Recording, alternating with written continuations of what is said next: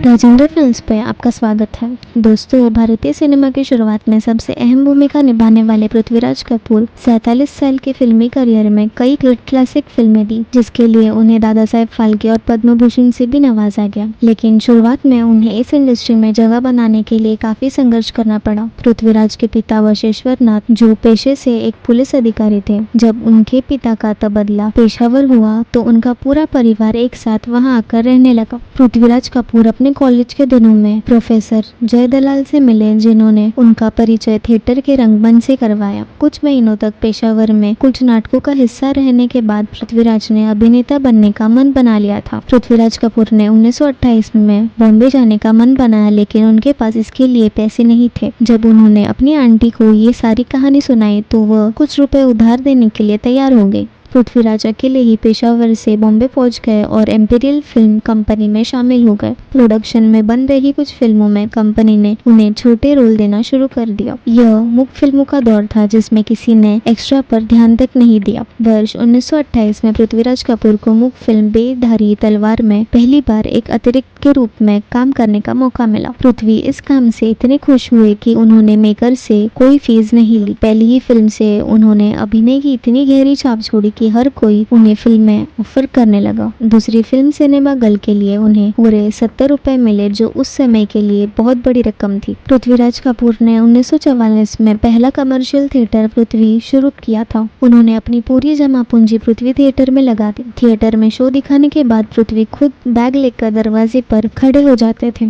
Theatre से बाहर निकलते समय जो कुछ रुपए लोग उनके बैग में डालते थे, उस जमा पैसों का इस्तेमाल उन्होंने श्रमिकों के फंड के लिए किया था। इस फंड से वह थिएटर में काम करने वाले लोगों की मदद करते थे। ये पहला इंडस्ट्री वर्कर फंड था। जब 1931 में पहली बोलती फिल्म आलमारा बनी तो निर्देशक अर्देशीर ईरानी ने पृथ्वीराज को फिल्म में खलनायक का रोल दिया। इसके बाद उन्होंने विद्यापति और सिकंदर में अपने अभिनय से इंडस्ट्री में अपने अभिनय का लोहा मनवाया। फिल्मों में काम करने के साथ साथ पृथ्वीराज थिएटर ग्रुप का भी हिस्सा बने रहे। उन्होंने 1 साल तक विदेशी थिएटर कंपनी एंडरसन में भी काम किया। 1940 तक पृथ्वीराज फिल्म उद्योग के सबसे कुशल और लोकप्रिय कलाकार बन गए थे। बने रहिए राजेंद्र फिल्म्स के साथ। चैनल को लाइक कीजिए और सब्सक्राइब भी। नमस्ते।